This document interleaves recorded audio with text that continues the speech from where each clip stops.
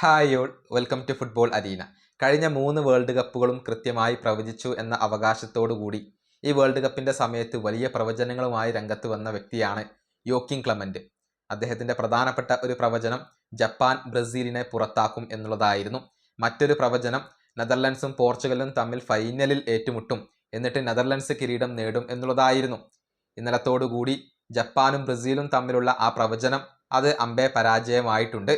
ജപ്പാന് Brazil പുറത്താക്കി. ഇതിന് പിന്നാലെ നെയ്മർ ജൂനിയർ ക്ലെമന്റിനെ പരിഹസിക്കുകയും ചെയ്തിരുന്നു.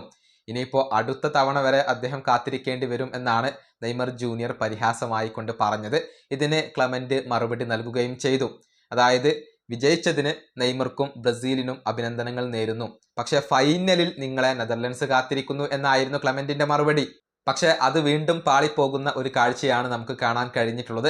അതായത് നെതർലൻഡ്സ് ഇന്ന് മൊറോക്കോയോട് പരാജയപ്പെട്ടുകൊണ്ട് പുറത്തുപോയി എന്നുള്ളതാണ്.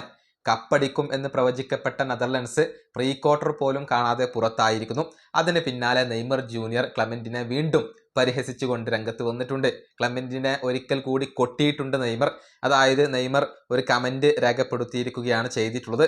നിനക്ക് വീണ്ടും തെറ്റിയിരിക്കുന്നു എന്നാണ് നെയ്മർ ജൂനിയർ എഴുതിയിട്ടുള്ളത്. കൂടാതെ 4 ചിരിക്കുന്ന ഇമോജികളും നെയ്മർ ജൂനിയർ പങ്കുവച്ചിട്ടുണ്ട് എന്നുള്ളതാണ്. ക്ലെമന്റിനെ അദ്ദേഹം പരിഹസിച്ച് വിട്ടിട്ടുണ്ട്.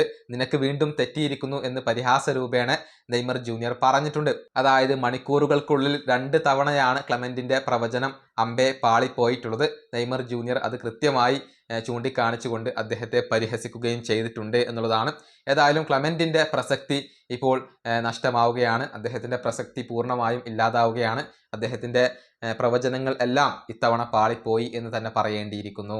ഈ വീഡിയോ അവസാനിപ്പിക്കുന്നു. അടുത്തൊരു വീഡിയോ കാണാം.